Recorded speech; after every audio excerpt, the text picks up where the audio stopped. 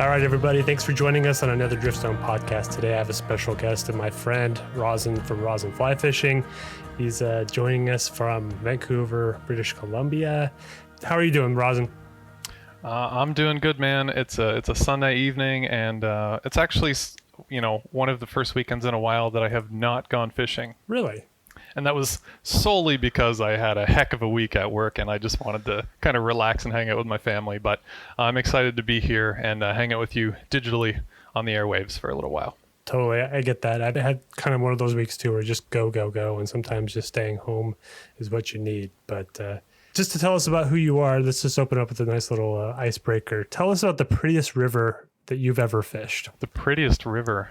I would say it kind of is a great segue for how I got into fly fishing like 3 years ago. So I had some family members take me to a small creek in the foothills of the Rocky Mountains over in Alberta, and they were fishing for West Slope cutthroat.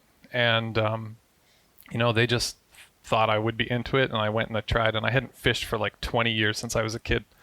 And this beautiful little creek had these super aggressive little fish that just, made it so fun that I had to buy my gear and all that stuff. But anyway, to this day, that's kind of like, in my mind, like the quintessential fly fishing experience is that small creek, dry fly, aggressive fish, and just having fun out in nature away from everybody. So, I still think fondly of that small creek. That's awesome. So your very first fish was a West Slope? It's my first fish in Alberta. At least on a fly. Yeah, I guess my first fish on a fly. Yeah. Okay, totally. And so your family was already into fly fishing and they said, here you go, try this out? Yeah. I had some extended family through my wife that are avid fly fishermen.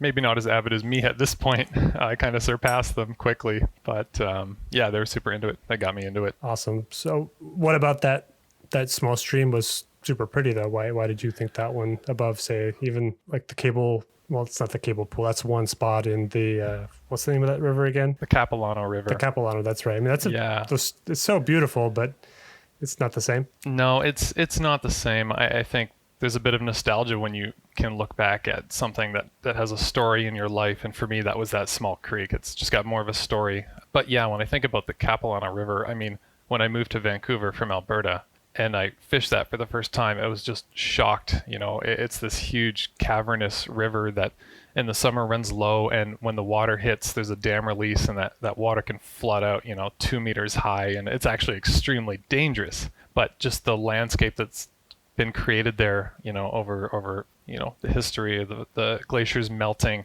and all of that. It's unlike anything I've ever fished before. So I think the kind of differences in all of these water systems is pretty fascinating in and of itself. For sure. Well, before we get back into Vancouver, let's back up and talk about how you progressed from that first West Slope into, just how did it progress? Yeah, sure. So after that summer where I fished for West Slope, I kind of told my wife, like, next summer I want to get my own set of gear. So I went to Bass Pro Shops, or Cabela's is the equivalent, and I got my kind of cheapo set of gear, which I still fish to this day, like a 5-weight floating line. I got a 3-pack of 9-foot 4X tapered leaders, because when I started fishing that next summer, actually I only went a couple times that summer, and then the spring of COVID hit and everyone in the world started fly fishing. But anyway, I started actually on a local pond, a stocked pond, and I hit that like 10 times in a row, like every weekend in the spring of 2020 with COVID. And it was just my way of like kind of escaping real life.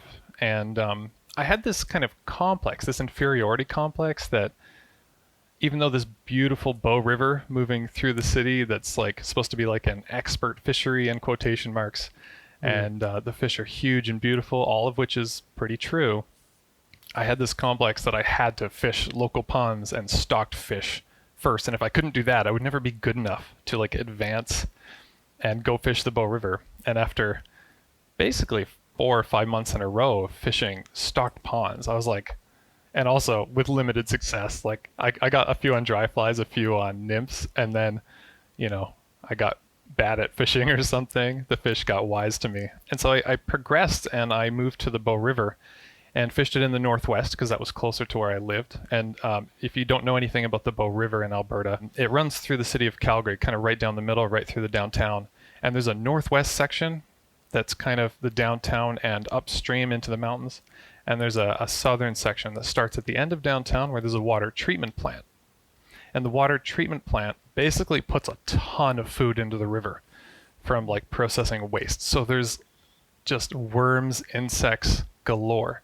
And the southern part of that stream, especially as you get out of the city, is just incredibly amazing fishing, particularly if you know what you're doing. So it took me a while to learn how to fish on the Bow River. You know, you were kind of keeping track of my videos. I think at that point we kind of connected, I think fall 2020, you know, online through the YouTubes. I think so. And I struggled on the Bow River for quite a while. And then when I started figuring it out, which was early 2021, you know, that was after I had fished it probably 10 or 12 times without any success. And then I kind of just got it. I put a bunch of stuff together and I could finally catch fish. And in my opinion, pretty reliably, maybe not reliably compared to other people's standards. You know, there's videos of people catching 22-foot long fish in one session. I never had one of those days. What do you think was the piece of the puzzle that kind of clicked that made it work? So, I mean, you started out struggling and then consistently were able to catch. I watched a lot of YouTube channels. That was my education. You know, I watched a local guy there who caught fish successfully. He had a couple, rig setup videos. And I'm frankly just a pretty stubborn guy. I like to almost experiment and learn for myself rather than just listen to what someone else says and do it, which is a really bad tactic in life. I don't encourage anyone else to take that route, but that just seems to be a little bit of who I am. And so for me, it was just experimenting and learning what not to do. And then I narrowed it down until I figured out what I'm supposed to do. Is it a matter of targeting the right water, or do you think the rigging mattered, or is it a matter of getting a nice, clean, dead drift, or all the things? What do you think? All the things, Eric. All the things you just said. Yeah. You don't want to fish water that's too fast. You don't want to fish water that's too shallow. If you can get out of the city, your chances of catching increase substantially. But there are plenty of pockets of fish in the city, and some people keep those spots hidden, and some don't. And when you're at the spot, if you don't fish it the right way, you're not going to catch a fish. You know, basically on the Bow River, you have to feed the fish. You have to, especially during the winter, you have to put a fly in the fish's face.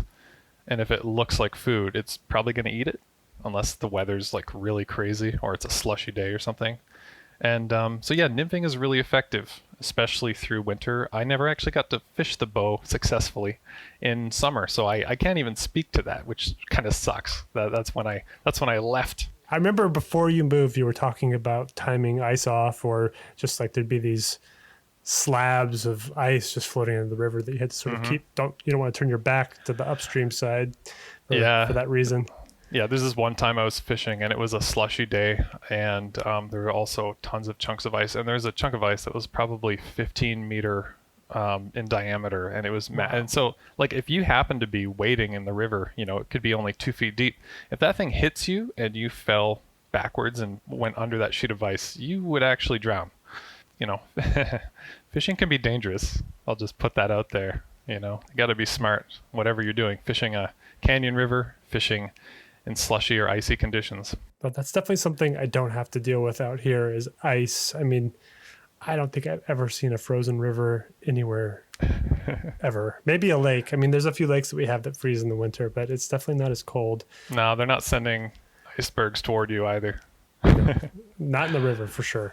No. So that's definitely something us locals down here in NorCal don't have to deal with. But so in there, though, you started a YouTube channel. When did that happen? Yeah, that happened pretty early in spring of 2020 as I was fishing this pond. It's called DeWitt's Pond. It's just north of Calgary.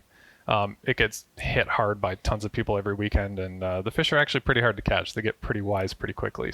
But I just had a GoPro on me from when my wife and I went to Hawaii and did some snorkeling. We swam with some sharks. Saw a whole bunch of fishes, which I should probably edit into its own cool Hawaii fish video. But anyway, that's besides the point. I had this GoPro lying around and I was going fishing. I was like, you know what? I'm just going to connect this to my chest and record and see if I catch a fish. And then I caught a few fish, and I was like, I've kind of always enjoyed watching YouTube videos. I always thought took a lot more than it actually does. Nowadays, I encourage everyone I see on the river, if they like YouTube and they fish, to just strap a GoPro on and join the party, because I think it's super fun and the editing is fun. So I started slow, to answer your question. I started slow, and I started enjoying the editing, and especially I think the thing that really made me want to do it more actively and go fishing with the GoPro on purpose as opposed to as an afterthought was the feedback in the comments. It was just really cool connecting with other people about this thing that I'm obsessed with and tons of other people are obsessed with in the comment section of a YouTube video. And I was just like, there's nobody who sucks at catching fish. Spoiler alert, I still really suck at catching fish. But I still love hanging out with people in the comments. It's just a really good time. Well, I think I know, at least as a fellow YouTube creator, the idea that we need to create videos that we show us catching fish is important, but I don't think that's necessarily the ingredient that's required. But that aside, I can totally relate to what you're going through, because I mean, I kind of started making videos about the same time I started fly fishing. And so kind of learning to fish through learning to make fishing videos was kind of an interesting challenge, I think, because at least, I don't know, it adds a degree of complexity. Like, it takes you out of the fishing, making a video a little bit. And so, especially as you get into it, I mean, as you start to see other videos on YouTube and see other people's super creative stuff, like Wildfly Productions, for example, I mean, they take it up like full documentary style, all these beautiful shots, and you're just like, how do they do that and catch all these fish? It's just, that can take you out of it in the beginning if you think that's what you're trying to create. But like you said, just starting with a GoPro, it's a little easier, I think, and you can sort of develop all of it together. But yeah, I digress. or so first I'll say a couple of things. One, the way that you described Wildfly is how I describe you to other people. Because I think what you create are little works of art every week, essentially little nature documentaries that you've known this for months. Like, I used to drop it in your comments. It's like, I'm going to make my cup of English breakfast tea and I'm going to sit down and watch your video on the big screen, because it was just that good. Well, and they still are, you're just getting better and better. For me, I still just use one GoPro, and I have no intention of investing more money to do this other stuff, at least until I learn to get good and catch fish. So maybe it's in the cards someday. I'd like a drone though. That looks fun. Well, but you do take it up a notch. I mean, you very often you'll set the GoPro on the ground and get a shot of you from out, like a third person point of view, or you do shoot B-roll. So you do take it a step further than most who just, wear it on their chest or their hat and they call it good. Yeah. So I appreciate that extra effort you put into it. You gave me some advice a while back, and your advice was more B-roll. So I took it to heart. This last video, I was talking to a fellow YouTuber, Bob from Trout Flies, about how he was asking for some advice, and I said, shoot more B-roll. I need to take my own advice on that one, because it's hard to stop and get yourself out of the fishing routine, especially if things are going well, to just stop and think about something else. So unless you're talented that way where you can sort of switch gears quickly. But for me, it didn't come naturally. Well, I mean, I would imagine it's much more difficult as soon as you start up a second camera, and that second camera is fixed in position on a tripod far away from where you're fishing. So both you and Trout Flies do that. I don't have to do that, so I save myself a lot of time and headache with the expense of the actual video editing and quality and footage that I have available to me. So those are trade-offs. But I wanted to ask you, so comparing my journey to yours, did you start fly fishing knowing you wanted to do the YouTube thing at the same time? Good question. No, I didn't. I mean, I started fishing 2019, fishing conventionally, actually. Not many people know that. Oh, man. Wow. And so I was fishing, panther martins, and I didn't do bait so much, but I was fishing a lot of spinners. I like that a lot. And then I got my wife a fly rod for Christmas in 2019. Or no, I don't remember the timelines anymore. I got her one, maybe it was her birthday in the spring that year. And then later I got one that's for Christmas in 2019.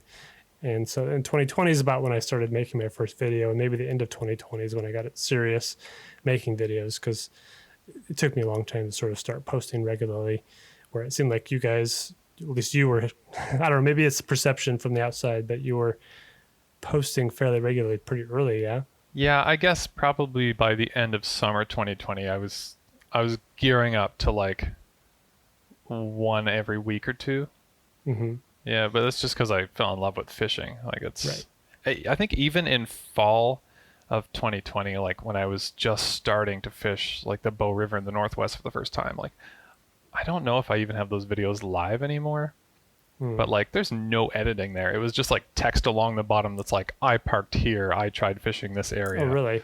at this time of day and this date. And then it was just like cold cuts all the way through. Like I wasn't at that time thinking I need to make a nice video. I was just thinking I'm going to upload this. Well, I would say your style, though, you got it. To take some inspiration from your work, I think you dialed in at least the pacing. You were thinking about pacing early, where before I would just sort of have these long monolithic videos that I would probably say they were boring. But I think just having faster cuts, like cutting things out that just are a little bit of dead air, I think you did a good job of that. And I drew a lot of inspiration from that. There was about 9 months ago where I made a conscious effort to sort of quicken up the pacing. My videos are still long sometimes, but the pacing makes a big difference, I think. Well, those good videos are, those long videos are good for the AdSense. So, don't shorten them too much.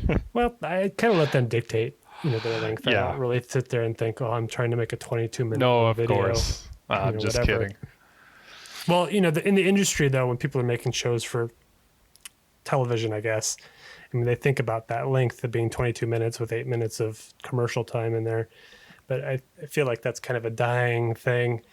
Even with Netflix, I still think that way, even though there's no commercials. So I don't know. I like the freedom that YouTube gives you with that. You don't have to think about standard formats, or just do what you want. And I guess that's, it can hit or it can not hit. There's just reality. Yeah. I mean, at the end of the day, I think we're all trying to just create the best story about that day or that session as we can. And we all have different tools at our disposal and different skill sets to put to use, but I think most of us are just trying to make a good video, something that's enjoyable. For sure. Well, back to the bow, though. You felt like you learned that river in about 10 videos in. How would you describe that? 10 months in? How was the timeline on that? Probably actually 10 videos is just about dead on. Yeah, okay. I fished this one area called Fish Creek. So there's a huge bend there that I actually never caught fish in, but I fished it about 8 times in a row because I know there are fish there. One time I lost a fish that I think was a sucker. But looking back, it's like I would fish it totally differently.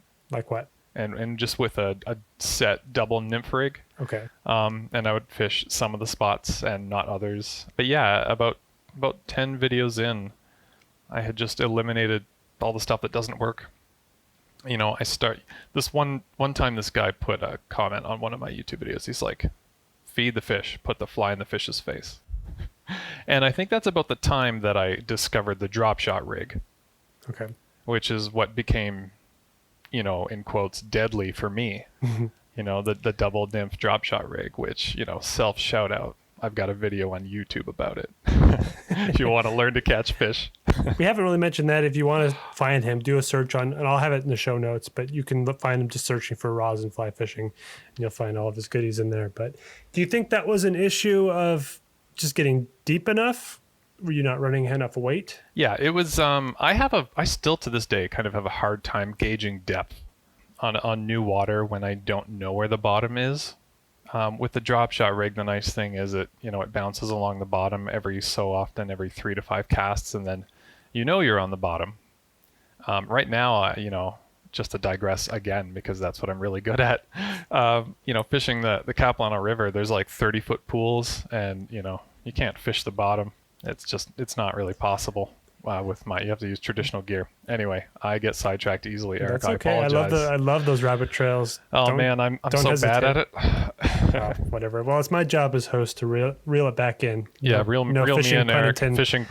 You beat me to it, man. Come on. It's awesome. Yeah, it was presentation. I wasn't getting the flies in the right places, and I wasn't using the right tools to get that presentation in line. And so for me, the drop shot rig did the trick. And a lot of people think that's like not fly fishing. I don't care. I'm using flies, so fight me. I heard a good description. I think it was from the trout betting guys that it's not even that you're fishing with flies. It's not if you're using mono or a fly line or even a lot of split shot, no split shot, dry flies, wet nymphs, whatever. It's that you're managing a fly or a line in the air to cast. It's like, even though you might be using weighted flies or unweighted flies, like a conventional fly fisher, or excuse me, a conventional fisherman with just a regular spinning rod, he's not managing line in the air. He's just flinging some heavy thing out there and then reeling it back. He's not doing any lane management. So it's like he said that was his distinction that made something fly fishing. And I thought that was interesting. I've never heard that before, because there's always those trolls on the internet that'll throw a comment, at least for me, because I tie it line. They're like, well, that's not fly fishing. I'm like, okay, whatever. Have a nice day. But you do you. Yeah, there are lots of purist elitists out there, and you know what, man? All the power to them. They can do their thing. Just don't bring other people down, and we'll all be fine. For sure. I mean, that's kind of my thing. Is I think the sport's kind of elitist, like you said, and there's a lot of gatekeepers that are trying to. I don't know why they're trying to sort of keep people out, it would seem, or to make people or persuade people to do things their way, as if it's the best way or only way. I don't really get it. I mean, if I like to do things a certain way, don't get me wrong, but I'm not going to, hate on you or hate on someone else because they want to do it a different way. It's like we're all having fun doing the same thing, trying to catch a fish. It's just, it doesn't make sense to me to put people down below you to elevate yourself, but maybe that's human nature coming out. Oh, for sure it is. Yeah, I have similar feelings, and maybe we'll chat more about it later. We'll see. So fast forward to the future, both you and your wife get a job offer together, right? In Vancouver. My wife. Yeah. Okay. And then you just kind of got drug along and happened to get a job with her.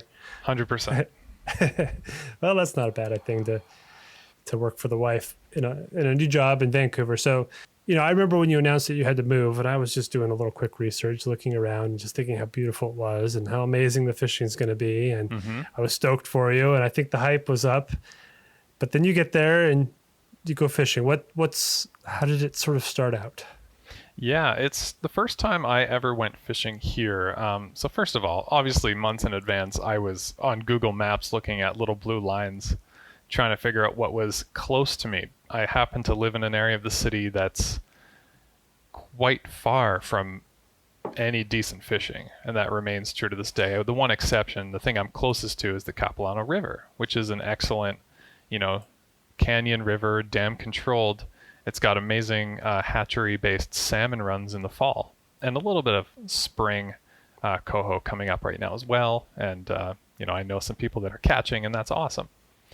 But aside from the fall salmon runs, and the salmon also stack up on the beach and amble side at the mouth of that river until we kind of get the first heavy rain and outflow of water in late August, early September. And then as soon as you start to get that water, these like flying V's of salmon that are stacked up in the ocean, they shoot up. And there's, maybe 3 or 4 kilometer of river. It might not even be that much that's fishable, and spots that everyone goes to. And it's the best fishing inside Vancouver. It's a city over 1 million people. And it's also, because it's a canyon river, got a whole bunch of really sketchy places to fish. So the first time I ever went fishing here, I went there in summer, not really understanding it was mostly a salmon run river. So I was dry fly fishing, and I found a few of these small fish, which as it turns out are, I believe, steelhead smolts, these baby rainbow trout that, I actually have to look back at something I've been meaning to do, because people in the comments have been saying, hey, you probably shouldn't fish for these steelhead smolts. So I've been meaning to look and see if they had adipose fins, because I honestly don't remember. But the hatchery programs here, they cut the adipose fin on hatchery fish. Okay. And so probably they are hatchery steelhead smolts that are released. And Okay. so I did that a couple times, and then I checked out a few other spots. There's some stocked lakes a few minutes away. Well, a few minutes, like 40 minutes away. And Hmm. there's some small creeks that don't really have great fishing. They also have small rainbow trout that are non-steelhead smolts. But people don't want any of the small systems here, on video. Really, I've gotten some choice feedback from the local diehards that the smaller systems are not okay to put on video. And these are still technically in Vancouver? Yeah, Close? Vancouver, Greater Vancouver area. There's like Okay. 4 other little baby cities around here. Okay. But essentially, yeah, I'm in this position where, there's good fishing for like 2-3 months, about 25 minutes away from me. And then the next best really good fishing is really everyone says to go to the Chilliwack or Vetter River, which is 2 hours away. Okay. And that's prohibitively far to drive, and that's with no traffic. Ideal conditions. Yeah, it's not great. There's also some fishing up in the Squamish area. I might get hate for even saying that word, but there is some fishing at some times of year. It's good salmon fishing in the fall up in the Okay. Squamish Valley area, and there's a few other systems and creeks there where you can catch cutthroat and bull trout and dolly varden. Oh, But okay. even when I went up there a couple months ago, aside from seeing a couple bull trout in 8 inches of water, I saw tons of anglers out, and almost nobody was catching anything. No, there's not like a good. What do they call the rivers that come from the mountains and glacier melt? Freestone? Freestone. Yeah, I Yep. never remember that properly. But we don't have anything like that close to us, where there's fish that can just the trout can grow and they're not pushed out by salmon or go out to the ocean to become steelhead. We don't have Okay. just good trout fishing locally. Interesting. I've got a couple videos on Rice Lake. So that's a stocked lake that is beautiful, and you can go out and hang out on a dock and catch some fish. And I like to do that every once in a while, just hang out. But I like moving water, and it kind of sucks that I don't have moving water closer to me that I can go and have a decent chance at catching fish most times of the year. But I'm kind of like, it's a bit of a silly thing to complain about. The Bow River is such a tough, beautiful comparator in this case. Why do you say tough? Well, like, how many people have a Bow River that they can fish and catch 2-foot long, gorgeous trout almost any day of the year? And it's Yeah. open fishing all year. Like, so many people have trout closures over the winter, right? I think That's in the true. States. And then, or the other problem in the summer where it gets so hot that you shouldn't fish. I never had those problems. And now I'm in this position where it feels like 8 months out of 12, I cannot reliably find a place to catch fish within an hour drive. And for me, that just is a little bit disheartening. Has it always been that way historically, or is this something that's just kind of happened with the way the fisheries have been managed, or is it political? I mean, I know that that's a whole ball of wax. Yeah, and I don't feel even fully qualified to answer that Okay. with any certainty. I've heard lots of people complain about DFO and how they manage steelhead and salmon, but a lot of that has to do with a lot of people here fish the ocean and have boats, Commercially or recreationally or both? recreationally and commercially. Okay. Yeah, but like recreationally, like a lot of people just they have like a motorboat in their backyard, and then they go and they ocean fish, and fly fishing really in Vancouver is almost like non-existent. Like there's a few people that fly fish the Capilano down on those lower rocks, and they all use sinking lines to get deep, do quick strips back to catch salmon. And then there's the spay guys, the two-handed spay guys up in the Squamish, and like they are like the purists. If you're not swinging a fly with a two-handed rod, like if you're like nymphing with like an 8-weight, then you're foolish.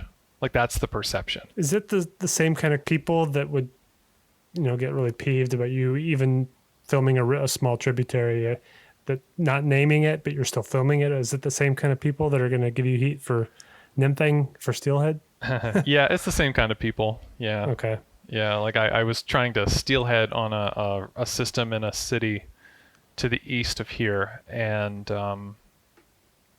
this system has a hatchery on it, right? And that's public knowledge that there are hatchery fish in the system. So it's like a known steelheading system. Are there a lot of fish? No. Like, does the hatchery have a hard time getting brood stock every year? Yes, they do. But there's still people in every spot every weekend, fall through winter. And so, but I got a lot of flack for posting the name of that system, even though it is public information. And so the people that are upset about that situation tend to also be the diehards. They're the guides. They're the guys who live in that community and fish it, every day after work, or they work at the hatchery. Like, they're not, I'm trying to be politically correct. I think at the heart of it, they really just don't want other people on the water, but they want to fish it. Like, that's what it comes down to. It's not even about other things. The fish, like they'll hold up these fish and say, these are endangered, or this is, a river system at risk. And, bringing this exposure to the stream, you're hurting the fish. Exposure and pressure and conservation and poachers. And there are poachers here, which sucks. Well, although I don't think poachers are watching a video where I get skunked and getting a lot of motivation from that.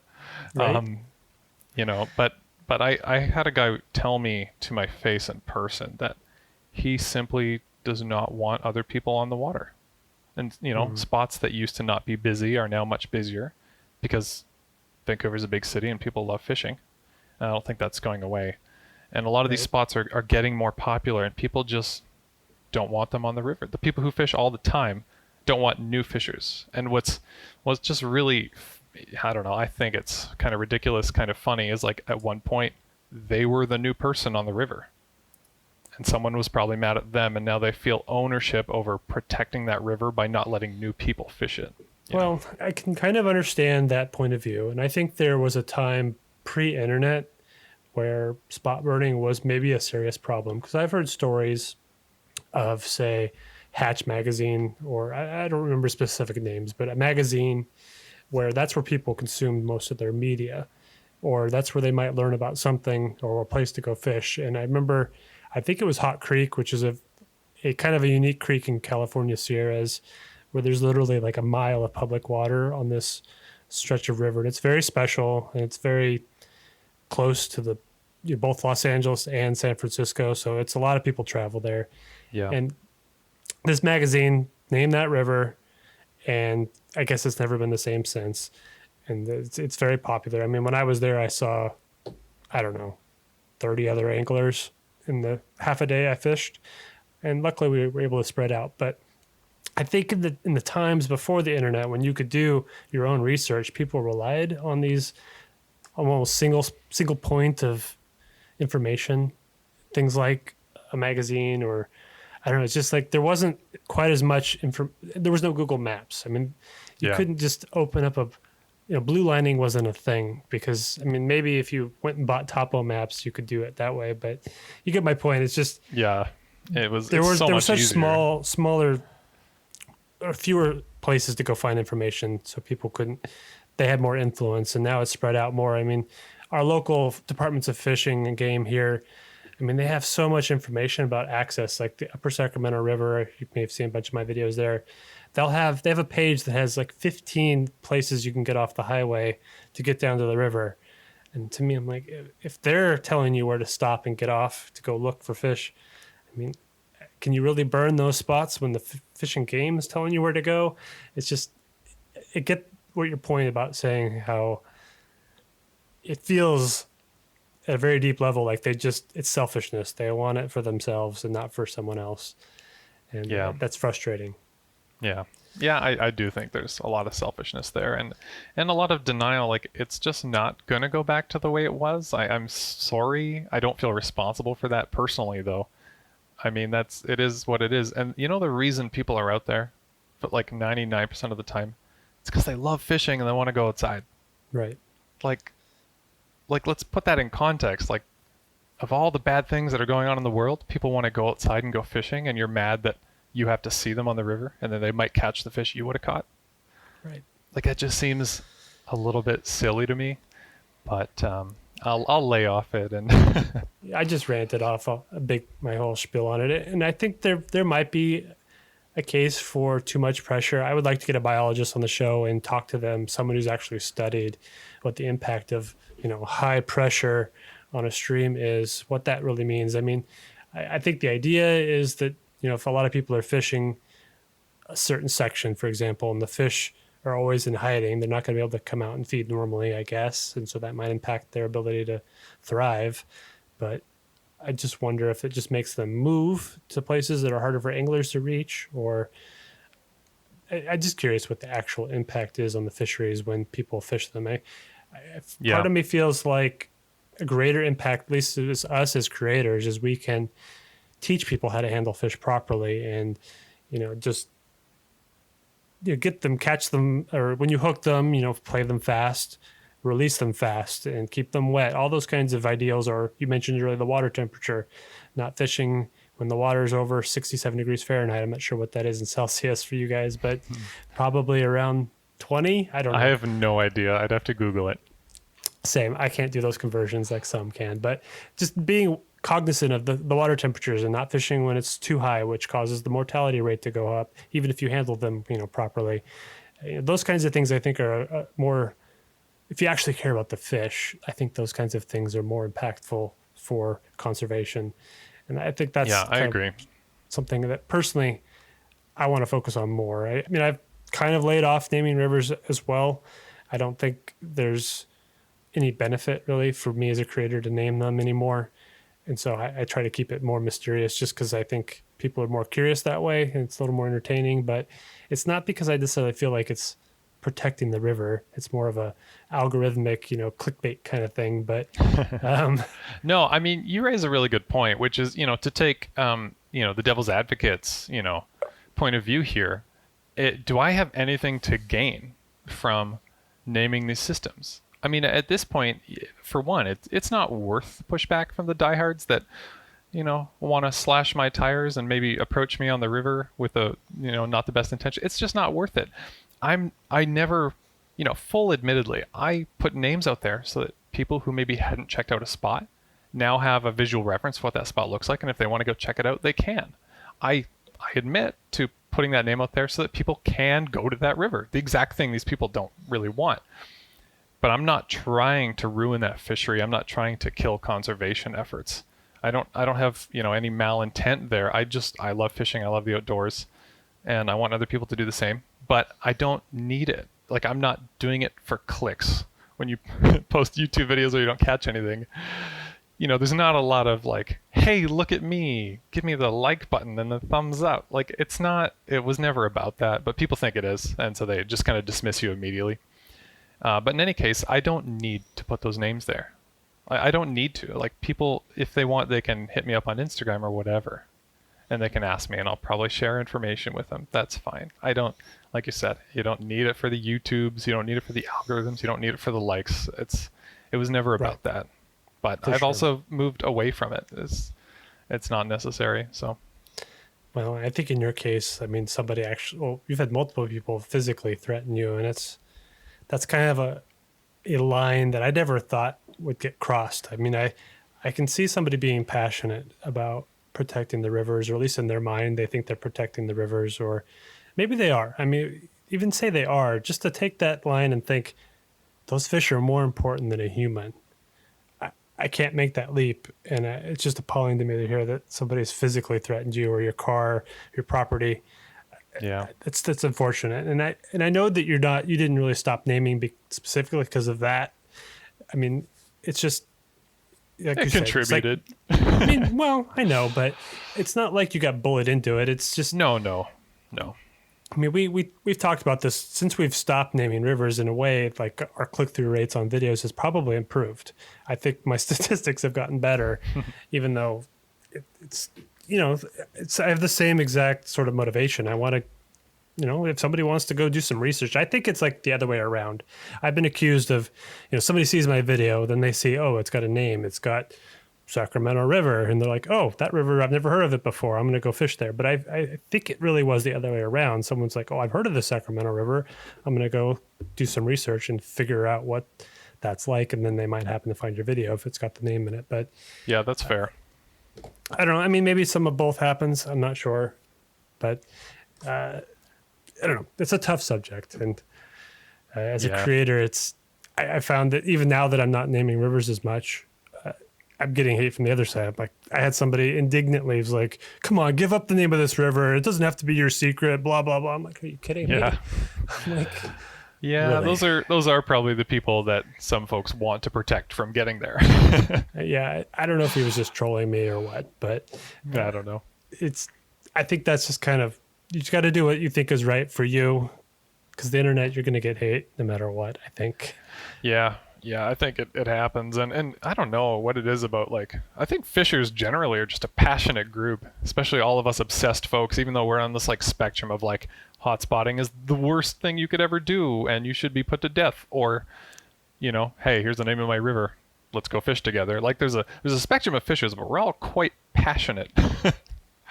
That's really interesting. And there's probably some generational thing too. I think pre-internet fishermen are probably more, protective of naming, and now this younger generation coming up, I think it might be a little more lenient with naming, but I don't know. It just depends on your background and all those things. I think it's a tough battle, or not a battle, but just sort of a tough to find that line morally. I think I want people to know that, conservation is important to me. And that's why I'm always taking water temperatures in my videos. I don't do a whole lot of talking about fish handling, but I mean, I probably could do more. I try to just sort of show people this is how you do it. Whenever I see pictures of somebody, tea kettling a fish for 5 minutes, well, at least it seems like to get a big fish to sit still in your hands so you can tea kettle it, I feel like you've handled that fish too long. I mean, Yeah. it would be thrashing and squirming too long to be able to get that kind of photo. And to me, it's kind of, I don't know if you're into sports, but it's kind of like doing an end zone dance. I mean, I'm not a sports fan, so I always find it kind of offensive when somebody scores a touchdown and they're, making a big, look at me, I just scored a touchdown. I'm like, haven't you ever done that before? That's Yeah, I think I did one like trophy fish shot that one time I was fishing with Drowsy on the Bow River. Mm-hmm. That big fish I caught, and I only did that because he was there. Right. And so I I'm was like, oh, guilty there's of an it too. opportunity. But like No other judgment. times, yeah, no. And I mean, it can be done responsibly and quickly, especially if you have help. Right. But now, doing the solo YouTube thing, I really just want a close up of that fish. Like I don't really like the trophy thing means nothing to me. It's like, can I get like a nice, pretty shot of fish before I put him back?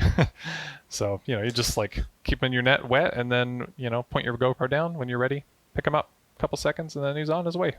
Yeah, that's the best bet. I try not to, like my brother, I fish with him a lot on video, and he, like every now and then I'm like, I need to get a shot. If he catches a big one, I'm like, we need to get it for the video. It's good for the video. And he'll just, by the time I get over to him, he'll have it gone. He's not like having pictures taken.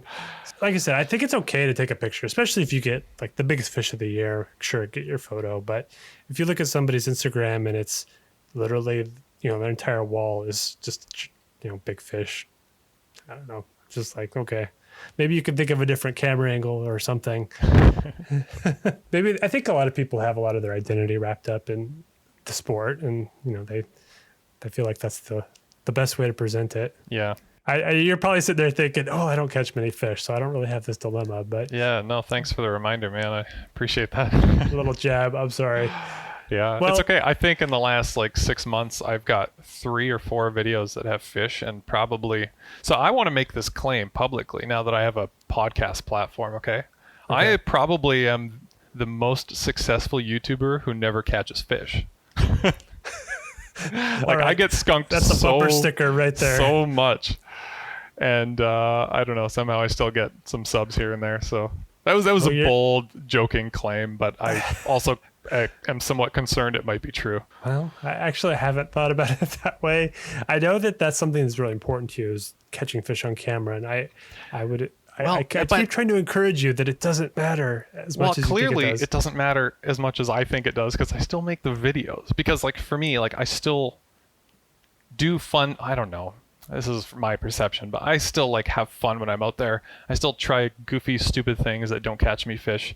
And I just want to share that with people. And I just feel bad for the people that click thinking like, oh, there's going to be fish finally. And then there's still not. you know? So it's just like, it's for the viewers. I want the viewers to get the payback for, staying it out with me. I get it. I get it. Well, you just recently had some success on vacation doing a little surf fishing. How did that turn out? That was a blast.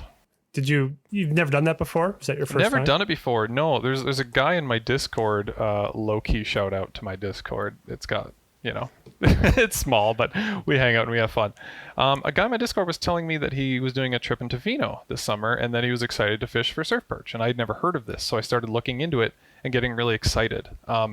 There's like one video of people fishing for surf perch in all of like BC on YouTube, and there wasn't much there, other than a little bit of, someone was having success. So that was great. And then when I went, I also connected, with another guy on the island, through his Instagram, and I asked him a bunch of questions. He was super nice, and he gave me some tips on like the beaches to fish. And I went, I got skunked the first day, and the second day I threw on like a little pink salmon fly, and I found a pot of red-tail surf perch, and it was awesome. Like, I had so much fun just like getting smacked by big waves and catching fish. That's so cool. Yeah. Well, it must be fun to do some research, have a plan, go out, execute, and then find what you're looking for. Yeah, it was a refreshing change of pace. Now, are there any opportunities like that closer to Vancouver? Not that I know of. In terms of ocean fishing, if you know where to go, and it's a drive for me, so it's a bit prohibitive, there is cutthroat fishing at creek mouths in, I think, March, April is when the salmon fry come off, and that's what they're looking for. So usually those are like boils of fish, and you can see them. And then if you can cast to them, you have a good chance of having a heck of a day.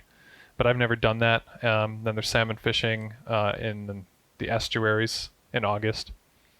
And aside from that, I know that some people do pier fishing with traditional gear, spinners. Right. It'd be hard to get a fish up off the water with a fly rod.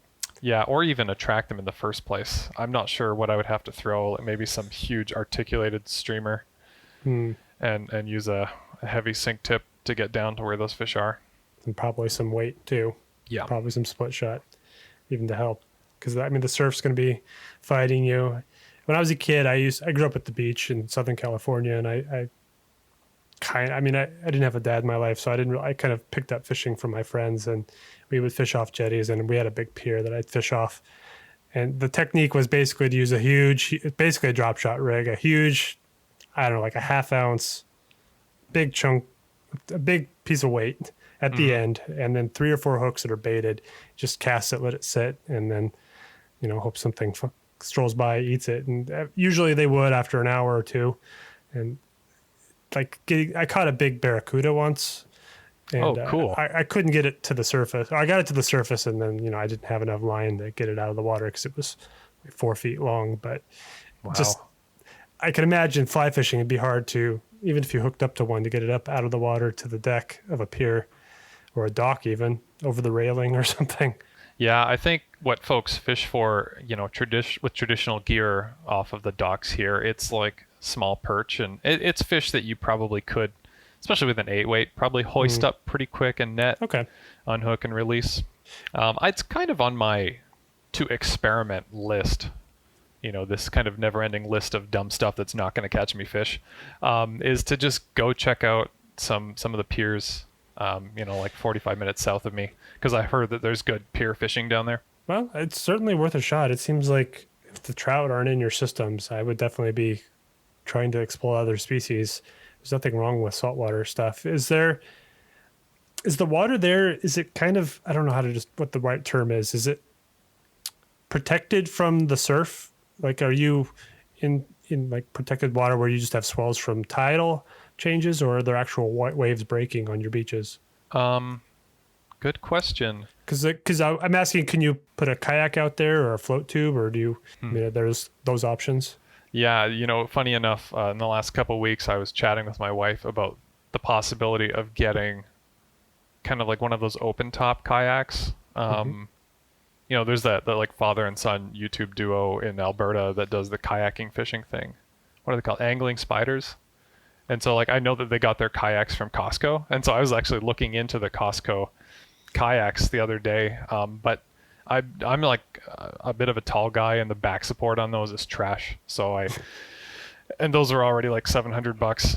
So I'm pretty cheap and frugal, and at this point, given that I'd have to get a car roof rack and then a carrying rack for a kayak, and then buy the kayak and probably have to deck it out with some stuff for the YouTube thing, it's just not in the cards right now. But maybe someday. I do think ocean fishing, going out a few meters, wearing my life vest, could be fun and productive potentially. Yeah, I mean, if you have waters are basically like a natural harbor where you don't have to deal with surf breaking, or even if I guess you can be beyond the surf. I mean, I've gone kayaking in the ocean before on a non like a freshwater kayak, and it was a little spooky because the swells can be so different that like the person kayaking with you would go behind a swell and you wouldn't even see them again. But Oof, I think yeah, that freaks me out a little bit. Yeah, it did me too. But if it's basically a natural harbor, I think that kind of stuff is protected and it'd be a little safer where you could focus on the fishing. Because the ocean is a big, scary thing in some degree. It is something to be respected. Oh, I have a healthy fear, generally of water, but particularly of the ocean. Yeah, I'm not gonna mess with it too much until I'm super comfortable. I also don't want to go out and buy like the satellite life-saving radio stuff yet, because that's added expense, and if I was ever out on the ocean I would have to have that for safety. So I'm leaning more toward maybe pushing my wife in the direction of an anniversary gift for like one of those little, what do you call them, the inflatable pontoons where you like sit on one end and then you use the flippers and maybe a like paddle. A float tube. Yeah, float tube. Okay, yeah, that's a lot simpler than what I was describing. Yeah, I mean, you don't need the racks, and you can throw it in the trunk of any kind of car. So yeah, I think those have a lot more flexibility, and they're lighter, cheaper too. Yeah, so I think you can pick those up for several $100s. Yeah, I was even thinking about off Amazon. I think they have, it's called Caddis or something is the brand. They have some for like $230, and up. So you can do it pretty cheap, because we have a couple of lakes that are not too far from here, maybe 35 minutes. One of them is stocked with trout, and there's lily pads all around the perimeter, and there's a dock that you're not allowed to fish off of. So to really fish those properly, I could probably go and have success doing some subsurface, chironomid fishing, and maybe stripping streamers. And then the other lake nearby has bass and carp, and so those are also on my list. Carp, I could probably, they have like this dock that goes out that's really popular with people, and then the water's like 2 feet deep right beside the dock, and these like 2 foot long carp are just cruising. So it'd be silly, if I set up my GoPro and then I'm like 2 feet deep in water trying to fish to these carp. I just recently saw a video from somebody who normally fly fishing for trout in smaller streams, and they were, I don't know what lake they were on, but it was a giant flat green lake, and they were in a kayak, and I think he was taking those little foam pinch on indicators. I don't know if you've used those before. He was pinching it onto a hook, and he's like, I want to see if I can catch a carp with just a pinched on foam indicator on a hook. No. And he did it. He was catching them. Oh, wow. So, he was trying different colors. The first color didn't work. So, I mean, it wasn't totally a dead ringer, like they can just go and catch fish on a piece of foam. But I don't know. I thought that was interesting. I don't know anything about carp. I've heard that they're quite discerning. Okay. And also a lot of fun when you get one on, but that they're tough to get on. I need to look more into it before I do it, but I think you just kind of drop a nymph on the bottom near them and cross your fingers. I think when you're nymphing, it's hard to detect the eats. That's probably the hard part, because they might just mouth it or very lightly eat it, where it won't, if you're using an indicator, you won't see much. So you have to be really on your game looking for any subtle bobs of your indicator. Yeah, well, I'll do my YouTube research, before I jump into it. What would you search for? A specific river or lake? Is that how you do it? I would just search for carp fly fishing. That would be the first thing I search, and then I'll go. This is a bit of an insight into the YouTuber perspective, I suppose. I'm looking for the video with, the nicest thumbnail and a title that matches what I want to get out of it. Okay. Something like how to catch carp on the fly. For You sure. know? I think that's something you're a little more intuitive, or maybe you have researched it more. Because I think in early days when we connected on YouTube, I mean, we kind of were bouncing ideas off each other, trying to be, have honest feedback for each other. And because, we want to get better. It doesn't really feel good to be told you could do this thing better. But I think you're much more intuitive with thumbnail title combos. So I always loved getting your opinion. We haven't done that so much lately, but we should do that some more. You've been really good, and I've gotten some clickbaity thumbnails recently that I still don't understand. Like that video where it was just me in a vest where you could barely see water and rocks under me, and I have the letters PFD, which I don't even know if people know what that means. Like Maybe personal that's flotation device. Well, maybe that's why. Yeah. Right. Anyway, we've had a good relationship going back and forth with like honest, totally chill critiques and not taking it personally. So I think that's been really cool. Yeah, it's been very valuable. I've really appreciated it. Just having somebody else who's got the same goal that you have is, priceless for me. Because my wife, I mean, she does her best to try to talk to me about what the progress is. But I mean, let's be honest. Sorry if you're listening, honey, but you don't really care. And I mean, she does care, but she doesn't want to get into the minutia. She doesn't care about the details. So I really appreciate having you and others to, bounce ideas off of and progress with. I mean, I was just checking your channel before we started. You're about to cross 900, and that's 100 subs from 1,000. That's the big 1,000 mark. Yeah. Excited about that, maybe? I'm excited. Yeah. I'm not putting like any expectation date on it just because like it's been months since I caught a fish. So I have nothing like really cool in the works. So it might take a while, but it'll just, sometimes like this week was crazy at work. Like I was saying earlier, I don't think I looked at YouTube Studio once in like 5 days. Well, that's probably a good one. It wasn't that. And I gained a couple subs this week, and I was like, sweet, didn't have to work for those. They just came in. So it's I don't know. It's still fun growing and getting better. And the fish will come. I'll figure it out. Maybe I'll fish less often, and like you were suggesting earlier today, go for a longer drive to a more fishy location. Maybe not get to go as often. Yeah. I mean, I've had to make those kind of compromises in the past. Going further away or to more popular spots, that's kind of been my strategy lately, because I recently fished a popular creek called Puta, and it's so popular. I named it in that particular instance. Mm-hmm. It's probably the closest trout river to San Francisco. It was major one. And so it's popular for that reason. And because of that, it's very busy, and it's about 2 or 3 miles of fishable water. And if anybody's follows this, they know I broke my rod within 15 minutes, and I did not bring a spare. So I still stuck it out, tried to fish with 2/3 of a rod, which basically was pointless. You can't fish with half a rod. It doesn't work. And so, I mean, I was trying to have a good attitude, but it just sucked. But anyway, I skunked and that video was hugely popular. And I'm assuming it's because it's a name brand river everyone wants to see. I think everyone has struggled there that's fished there, because it's kind of notorious for being advanced, kind of like you had the impression of the bow originally. I think maybe once you figure it out, it might be easy, but because I've got a few friends that are like, I just had a 50 fish day here. I'm just like, what? Oh, wow.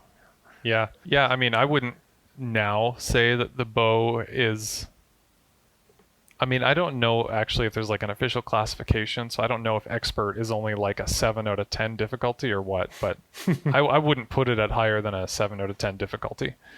The fish are not that discerning on most days. Would you say it's sometimes with big rivers, though, it can be hard to sort of focus your energy? Like you don't know where you need to be fishing. I mean, I have the lower sack. I think it's smaller than the bow, or maybe it's similar. The lower sack is so big, it's sometimes, you just can't get to where the fish are because they're out in the middle and you can't get there unless you're on a boat. So I don't know if there's some of that in play with the Bow River. I'm sure there is. But that thing is chock full of beautiful fish. There are just so many fish. Okay. And they're there whether or not they're wizened up to angling pressure or not. Those fish are there. So I think that's why if you're like doing the right things and putting the right things in front of them, and you don't have like a crazy weather system change happening where the fish are totally turned off, because that can happen, obviously. Mm-hmm.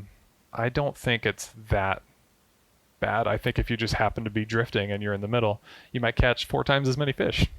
Okay. Yeah, that's kind of how it is on the lower as well. I mean, you can just get to the more prime waters where, like, I just did a live stream from the lower Sac, and in the evenings, there's always a hatch, and you could be fishing there before the hatch starts and think, oh, there's no fish here, or they're somewhere else. And then the hatch happens, and there's 1,000 fish jumping all around you. Like, they're in here. Yeah.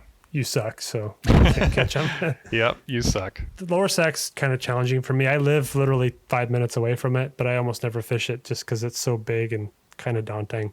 Really? Yep. So, but you're also primarily a Euro guy, but you have floating line, right? Yeah, I mean, since I've gotten my new rod after replacing the broken one, I have been fishing dries more. And I'll use an indicator where it's appropriate. I mean, the lower Sac is usually fished with an indicator, especially if you're in a boat. That's what I was going to say. You know, you could just do the evil thing and hook up a drop shot rig and you will kill it. I can't. That rig is illegal in California. Oh, really? Yeah. You cannot have split shot as at the terminal end of your rig. Oh. Or any kind of weight. Interesting. You know, the hook has to be the farthest from the regulations. Would be a fun brief conversation if you want to jump into that. Yeah, but, for sure. I mean, that's interesting. Okay, so they don't want you to cheat and get good easily. I think the reasoning is most people fish with lead sinkers, and they don't want lead in the system. So it's more of a conservation thing. Yeah, you would think they could just change the regulation to say no lead, right?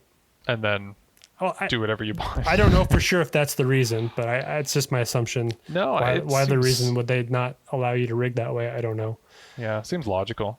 In BC though, you're pretty locked down, right? Yeah, things are a lot more strict here. So in Alberta, where I came from, you can have up to three hooks, 3 points on your. I don't know what it is for trebles because I don't fish that stuff, that junk, those snag rigs. No, I'm being a little hard on those folks.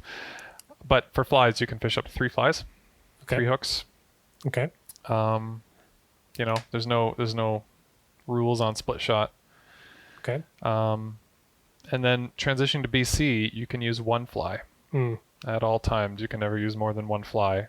I believe, you know, if it's an articulated fly, you can have 2 in line because you're only going to be able to catch 1 fish at a time with it. And that's the goal. They don't want you to be able to catch more than 1 fish at a time or catch 1 fish and snag another fish. Okay. Yeah. I could count on my one hand how many times I've ever done that with a 2 or more fly rig. Yeah, well, the reason why I find that frustrating is that they have exemptions for, I guess I'll go there. The indigenous people can fish snag rigs, as you've mentioned, or derogatorily called the treble hooks. But those are slightly different, just those like cat o' nine tails with treble hooks. I mean, there's exemptions for those, you know, traditional fishing styles, I guess you could call them, that the native people used to use before we got here. So it seems incoherent. You know, I don't know if it's just a political thing or what. Well, I mean, just to touch on the First Nations fishing rights, you know, when I think about what culturally we've done to First Nations folks historically, I think that they get to choose to do whatever the hell they want to fish for the rest of time. That's kind of where I stand on that. Like, if they want to go like they have a section of river on the Lower Capilano where it's First Nation land and no public fishing there unless you're invited. Okay. And they can take the stones and they create these little little traps for when the salmon run in the fall, so that the salmon can basically get caught up in these little traps and they can harvest them. And they do that for FSC, which is food, social, and cultural reasons. Okay. And they I believe they can even have the ability to go up to the hatchery and ask for fish if they're like not able to catch them or don't want to catch them. So like they've got a lot of rights here, including the ability to kind of catch them by means that are normally illegal. And I personally don't have a problem with it. Okay. It's not, it sucks when other folks don't understand that and then they see other people doing something that they perceive as illegal. And so either they decide to do illegal things themselves, what would be illegal for them in that scenario. Quote unquote poaching. Poach fish, snag fish. But in terms of the First Nation side of it, I mean, that's my stance on it. I think they can catch fish however they want. Is it a large contingent of people, or is it a pretty small minority of fishermen using those tactics? I've never seen it myself. Okay. That one time in fall where I was fishing the cap, it was a little bit low. I was in the lower section. I was at the end of my day, and then I looked down and I saw all of these, pencil lead wrapped around these huge snagging treble hooks, just connected to extremely thick braid, and I pulled like 12 of them out of the water in 10 minutes in this one area. And I suspect there's probably just one group of folks there trying to catch salmon one time, and those things are just so heavy. They get to the Right. bottom where the fish are, and they're snagging those fish. So I haven't seen it myself. I'm sure it wouldn't be pleasing to me to watch. I don't like the idea that fish have to go through too much pain and displeasure. But then again, I fish for sport, catch and release for my own personal enjoyment, so I can only judge so much. We're all stabbing fish in the face. Right. Well, you're being honest about it. I think fly fishermen in general can be a little elitist. We're catch and release. We care about the fish, but I mean, you're right. I agree. I mean, I enjoy using small hooks because I feel like the impact on the fish is smaller, especially if you're catching smaller, younger fish. I mean, I have a distinct memory of catching, a little 7 or 8 inch, young trout with a large hook it was a Pat's rubber legs, and the hook was coming right out of his face between his eyes. Oh, And I was just like, okay, that's kind of what inspired me to use smaller hooks on my Pat's rubber legs. I'm like, I don't need a size 6 hook to catch a fish, even a big one. I think that's a little bit of a misnomer. But anyway, yeah. it's good that you're honest about the nature of what we are doing, because even as catch and release fly fishermen, there is some impact on the fish, albeit we try to minimize it. Yeah. Well, so do you think the single fly restriction, though, just going back to the general regs do you feel like there's a major restriction? Does that make it more difficult? There are times that I wish I could have another fly on there just to improve my chances because I suck. I mean, that's pretty much it. It just doubles your chances of tricking the fish, right? Yeah. There's no presentation advantage. It's usually a presentation disadvantage. I don't know about that. Well, mean, I think, guess if you throw 2 different patterns, you can. Yeah, I think it's like divide and conquer. You're running 2 depths of the water column, so the fish might be wanting deep or shallow or mid or whatever kind of depth you're running. Yeah, you can run that's 2 true. depths, and you can run 2 patterns and try to catch. It just sort of helps you narrow in what they're after more quickly, I think. So that is definitely a handicap. Yeah, I know maybe they just do it for equality's sake because the traditional guys can't. I guess they could just throw flies on the end of their drop shot rig. Well, I know in some of our steelhead waters, a lot of guys will fish conventional rods and put flies under like they're called like water bobbers. I don't know if you've seen them. They're little clear plastic bobbers. You put water in them, so they have some mass. So the bass is in that bobber, but it still has enough air in it that it'll float. And so they'll suspend traditional flies underneath one of those bobbers and cast them with a regular spinning rod, so they can get a longer cast without any room behind them. That's a thing, but Yeah, I think it's mainly just so that you can't catch more than one fish at a time. okay. Do you think that's a reflection of the state of the fish populations or a reaction to it? I don't know who created that rule, why or when. Yeah. I know that in BC. I'm just so analytical. I like to understand why. No, it's a great question. I just don't know the answer. I mean, a lot of the fishing here, aside from the salmon runs, is generally difficult. Like, the winter and summer steelhead, like these fish are not everywhere. They're pretty challenging to catch. They can be discerning. I mean, kind of depends. Rainbow trout generally are pretty aggressive and pretty dumb, so unless they've seen a whole bunch of flies or presentations, they might take the first thing you throw at them. But then people are using like roe and stuff, which is for me almost like a hack, right? You're throwing roe at steelhead or salmon. How the hell am I ever going to catch a fish on a fly if you're throwing roe? Right. It's giant scented bait. Yeah. Are you allowed to use scents? Is that against the rules? Depends. So scent is considered bait here. Okay. It's the same thing. And it's river by river. So like the Capilano, there's a bait ban from the end of August till think the end of November or December or something. Okay. It's the same here in California. I was actually joking with another fisherman. I think it was Matt from Matt's fly tying videos. You may have seen him around. We were joking fishing together about having some anise oil to dip our flies in before we started fishing. But I think I don't know if they classify it as bait here, but it just seems a little unsportsmanlike, I think. I mean, if you're competing with bait, then all the power to you. I've thought about like what would happen if I put like a small chunk of garlic on the end of a hook one time, like in a place where bait's allowed. Is that a thing to fish eat garlic? I don't know. I don't think they eat a chunk of garlic. It's more for just some scent to drift away in the water. I think garlic scented things can be fishy. I think I read that or saw that somewhere. Okay. Otherwise, I've never studied it. I'm making it up. So I don't know. You'll have to try it. Yes, everyone, you've heard it here from Rosin. Go fish with garlic. It's the killer bait. It might actually be toxic, and then I'm an asshole. So I don't know. Do your own research. Use it at your own discretion. Oh yeah, always do your own research. Cool. Well, I think we've been going an hour and 20 minutes almost. I can't believe it. Easy 80 minutes. Yeah. How can people find you? Just reiterate if you want to share your YouTube channel, your Discord, even Instagram, all the things. Yeah, I guess the most important thing for me is, if you want to check out me getting skunked over and over and trying to edit videos that are 50% of Eric's quality, then I'm Rosin Fly Fishing on the YouTubes.